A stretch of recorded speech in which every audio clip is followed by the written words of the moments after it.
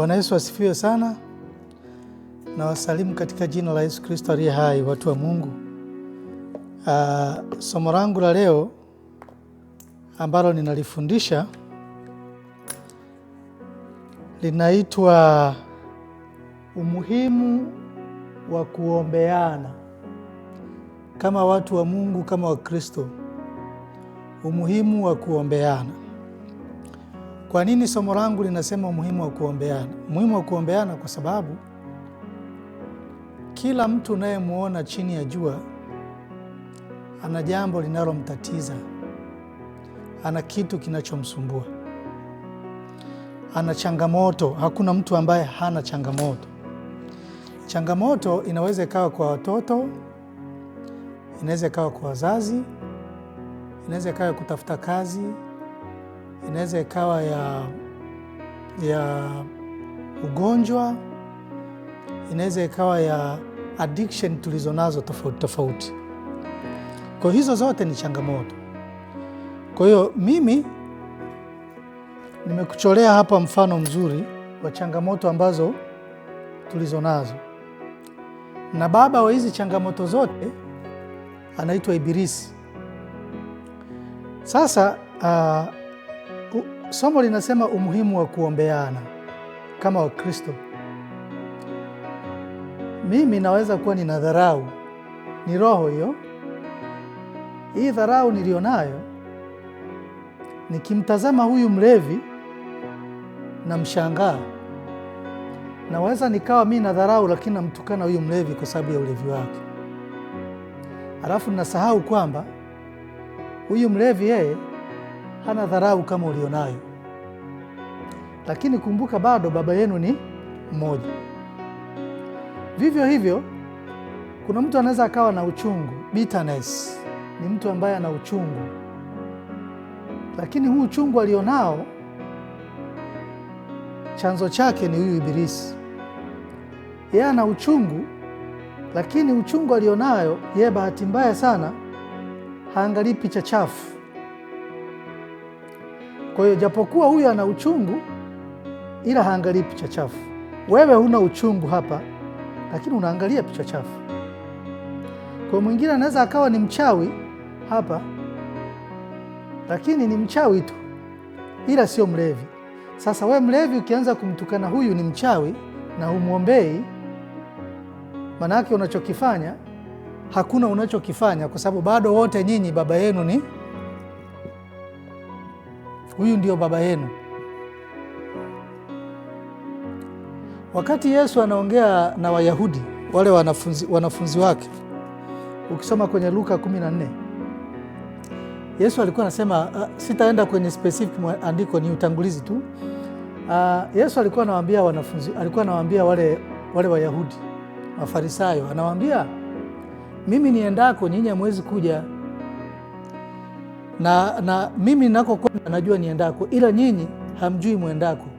Wale wanafunzi wakamwambia, sisi baba yetu ni Mungu. Akasema, kama baba yenu ni Mungu, mngenijua na mimi, kwa sababu nyinyi baba yenu ni Ibilisi.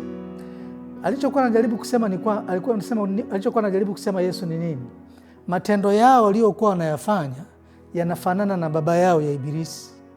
Kwa hiyo wewe ni mchawi, lakini hauangalii picha chafu. Kwa hiyo huyu sawa, wewe sio mchawi, wewe uangalie picha chafu, sio mchawi, lakini baba yako ni mmoja. Una hasira huku, baba yako ni huyu. Wewe unasengenya sana, baba yako ni huyu. Wewe ni mlevi, baba yako ni huyu. Vivyo hivyo na ukuzunguka ubao wangu kama ulivyo. Kwa hiyo kwa nini kuna haja ya kuombeana? Wewe ukimwombea huyu mwenye dharau naye atakuombea ulevi wako hapa. Kwa hiyo akikuombea huyu, wewe utaacha ulevi, na wewe huyu mwenye ulevi akimwombea mwenye dharau ataacha dharau. Kwa hiyo maana yake tutakuwa tumemdefeat huyu baba ambaye ndo architect wa mambo yote haya.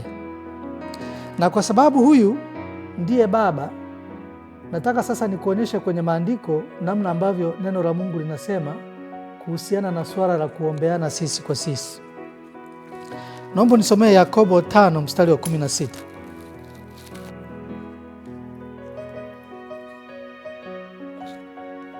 Yakobo 5 mstari wa 16. Yakobo 5 mstari wa 16 inasemaje? Biblia inasema ungamaneni dhambi zenu ninyi kwa ninyi na kuombeana mpate kuponywa. Kuomba kwake mwenye haki kwafaa sana, akiomba kwa bidii. Kwa hiyo neno la Mungu linatukumbusha kwenye kitabu cha Yakobo 5 mstari wa 16 kwamba tunapasa kuungamana dhambi zetu sisi kwa sisi huku tukiombeana. Kwa hiyo badala ya kumwona huyu mlevi unaanza kumtukana, huyu wa kusengenya unamtukana, au huyu mzinzi unaanza kumsema huyu mtu ni mzinzi, unamtukana, kwa sababu katika kuombea huku, unapomwombea Mungu na yeye atazikumbuka dhambi zako ulizonazo huku. Mtu mwingine atanyanyuka atakuombea hata kama sio yeye. Na ndio maana ukisoma kwenye andiko la Warumi sura ya 2 mstari wa 1 inasema kwa hiyo wewe mtu uwaye yote uhukumuye. Kwa hiyo wewe mtu uwaye yote uhukumuye, huna udhuru. Kwa maana katika hayo hukumuyo mwingine, wajihukumu mwenyewe kuwa na hatia. Kwa maana wewe hukumuye unafanya yale yale. Kwa maana wewe unayehukumu unafanya yale yale. Yale yale manake ni nini? Neno la Mungu hapo linamaanisha ni yale yale, kwa maana wewe sawa sio mzinzi. Tunajua wewe sio mzinzi, huna hizo tabia, lakini wewe una kiburi. Sasa kama una kiburi, baba yako ni huyu, kwa sababu Mungu wetu ni Mungu mnyenyekevu, sio Mungu wa kiburi. Kwa hiyo wewe sawa ni mlevi tunajua, lakini sio mchawi. Kwa hiyo mimi kukuhukumu kuhusiana na ulevi wako, ni heri ni kuombee, kwa sababu japokuwa mimi sio mlevi, sinywi pombe, lakini mimi nayafanya yale yale. Yapi? Naangalia picha chafu hapa. Sasa nikiangalia picha chafu na huyu anayeelewa, wote tunamtumikia nani? Tunamtumikia baba mmoja. Kwa hiyo japokuwa silewi, lakini nafanya hayo ya picha chafu ya kutumikia baba huyo mmoja. Kwa hiyo ndio maana neno la Mungu linatukumbusha hapo kwamba yale tunayohukumu wenzetu ndio hayo tunayoyatenda watu wa Mungu. Kwa hiyo ndio maana ya kuombeana na kutiana moyo kwenye hii safari tulionayo. Naomba nisomee Mathayo 7 mstari wa 1 mpaka wa 2. Mathayo 7 mstari wa 1. Biblia inasema msihukumu msije mkahukumiwa ninyi. Msihukumu msije mkahukumiwa nini? Kwa kuwa hukumu ile mhukumuyo, ile hukumu mnayohukumu ndiyo mtakayohukumiwa. Ukilisoma hilo neno linafanana na hiko kitabu cha Yakobo nilichokusomea, mtu wa Mungu. Sasa madhara ya kuhukumu, kusengenya, huyu anafanya hiki, huyu anafanya hivi, na kusengenana na hatuombeani, madhara yake ni yapi? Madhara yake yako kwenye kitabu cha Yakobo 2 mstari wa 10 mpaka 11. Nataka nikuonyeshe Yakobo 2 mstari wa 10 mpaka 11. Kumbuka amesema dhambi ile uitendayo wewe ndio na mwenzia anayeitenda. Hukumu ile unayohukumu ndio hiyo utakayotumia kuhukumiwa.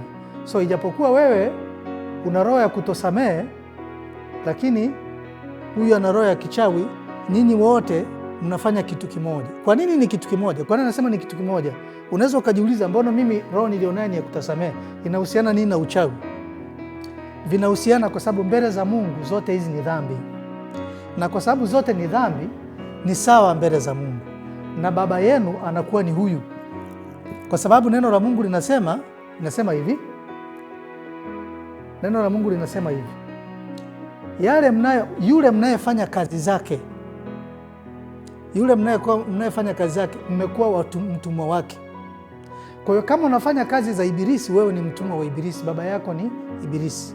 Sasa naomba nisomee Yakobo hiyo 2 mstari wa 10 mpaka 11. Biblia inasema maana mtu awaye yote atakayeshika sheria yote, mtu yoyote atakayeshika sheria yote hii ila akajikwaa katika neno moja. Aha, sasa kitabu hicho kinachosema ni kwamba wewe ukiwa, tazama vizuri, wewe huna dharau, hauna uchungu, unasamehe, sio mzinzi, sio mlevi, huna hasira, uangalii picha chafu, wewe sio mchawi, lakini hapa una kiburi.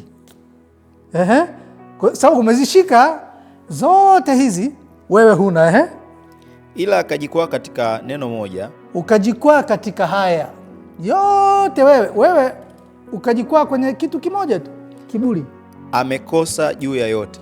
Umekosa juu ya yote. Mungu akikuangalia haoni tofauti kati ya wewe mwenye kiburi na mchawi, haoni tofauti kati ya wewe mchawi na mwangalie picha chafu, haioni tofauti kati ya mwangalie picha chafu na mwenye hasira. Vivyo hivyo kama cycle inavyoenda. Kwa hiyo ukijikwaa juu ya hili, umejikwaa juu ya yote haya. Sawa, unasema wewe unanitukana mimi, unasema labda unasema mimi ni let's say, unasema mimi ni nadharau, unanitukana mimi. Lakini wewe mbona umejikwaa kwenye kutosamehe? Mbona umsamehe huyu jirani yako? Mbona umsamehe ndugu yako? Mbona wewe na kaka yako na ndugu zako hamuongei? Mbona hamzungumzi lugha moja? Sasa una tofauti gani na huyu mchawi? Hamna tofauti. Endelea 11. Sema, kwa maana yeye aliyesema usizini pia alisema usiue. Vivyo hivyo huyu Mungu huyu aliyesema usizini ndiye huyu aliyesema usiue, au aliyesema usiwe na kiburi, au aliyesema usiwe na dharau, kwa sababu dhambi zote mbele za Mungu ni sawa. Kwa hiyo japokuwa, endelea. Basi ijapokuwa hukuzini, japokuwa wewe haujazini, tunajua wewe sio mzinifu, sawa, lakini umeua. Lakini hapa umeua, umekuwa mvunja sheria. Umekuwa mvunja sheria, sawa na huyu mwenye kiburi, sawa na huyu mwangalia picha chafu, sawa na huyu mwenye hasira, sawa na huyu mwenye uchungu moyoni mwake. Kwa hiyo ukiangalia hii, utaona ni kwa nini kuna haja kila siku ya kuombeana. Unapokuwa unamwombea mtu, unamwombea kuhusiana na kile unachokiona kwamba ni madhaifu kwake, vile vile na Mungu atainua mtu wa kukuombea wewe kwenye madhaifu yako, kwa sababu kila mwanadamu, nimetangulia utangulizi wangu nasema, kila mwanadamu kuna mahali anajikwaa kwa sababu ya kutokuwa ukamilifu, kwa sababu sisi wote sio wakamilifu. Na kwa sababu sio wakamilifu, kuna mahali tunajikwaa. Ukiwa unamwombea huyu ambaye ana roho ya kutosamehe, automatically Mungu atainua mwingine huku kukuombea wewe uliye mlevi, kwa sababu na wewe ndicho unachokiomba huku. Kwa hiyo ni vizuri wakati wote kabla hujaanza kuomba, unapokuwa unaanza kumwomba Mungu, ujiridhishe kwamba hauna mtu umembeba moyoni mwako, au hamna mtu ambaye kila mara umekuwa ukimzungumzia kuhusiana na madhaifu yako. Sasa watu wa Mungu, kwa kumalizia hili somo langu, nini maana hili somo langu? Maana hili somo langu ni hili: chini ya jua, wanadamu wote tunaishi duniani tuna changamoto zetu za kila siku ambazo tunazipitia. Kile ambacho wewe unakipitia, mimi sikipitii. Inawezekana wewe changamoto yako unatafuta watoto, mimi watoto nao. Au wewe unatafuta kazi, mimi kazi nayo. Au wewe una changamoto nyingine ambayo mimi sina. Na kwa sababu wewe una changamoto na mimi nina changamoto nyingine, tukiwa tunaombeana na kutiana moyo, kwa sababu kazi ya kanisa ni kutiana moyo. Kumbuka safari yetu sisi ni ipi? Safari yetu sisi tunatafuta mwili wa Kristo, tunatafuta Kristo. aliyetufia msalabani, na Kristo alichokifia ni dhambi, na kwa sababu Kristo alichokifia ni dhambi, sisi tunajitahidi na hizi dhambi zetu tulizo nazo, ili at least tupate kile alichotuahidi kwenye Yohana 17 anaposema, ili mimi nitakapo kuwepo nao wapate kuwepo, ili wajue kuwa wewe Baba ndiye, kwa sababu ninaenda kuandalia makazi. Sasa yale makazi ya Kristo ambayo wote tunayatafuta kama Wakristo, wewe unayatafuta, mimi nayatafuta, huyu mzinzi anayatafuta, huyu anayatafuta, kila mtu tutakuwa na mapungufu yetu katikati, na mapungufu hayo ndio yanayotufanya tuwe wanadamu. Na kwa sababu sisi ni wanadamu, ndio maana kuna haja sasa ya kuombeana kila wakati na kutiana moyo, badala ya kuhukumu, kuombeana na kutiana moyo, kwamba Bwana, pale tunapopaswa kuonyana basi tutaonyana, pale tunapopaswa kuambizana ukweli tutaambizana ukweli, pale tunapopaswa kuombeana basi tuombeane, ili tufikie ile safari yetu ambayo Baba yetu ametuandalia. Baada ya kusema hayo, watu wa Mungu, nimeliona nilifundisha hili somo ikiwa kama ni jitihada za kukumbushana tu. Tunakumbushana kwa sababu haya maandiko tunayo, kila mtu anayejua haya maandiko. Tunachokifanya tunakumbushana ili tusaidiane kutimiliza ule ukamilifu wetu mbele za Mungu. Baada ya kusema haya, nashukuru sana. Tuombe kidogo. Baba yetu uliye mbinguni, uliye mwadilifu na mwaminifu, Mungu usiyekuwa na majira wala nyakati, wewe ni Baba nyakati zote na muda wote, na wala hubadiliki.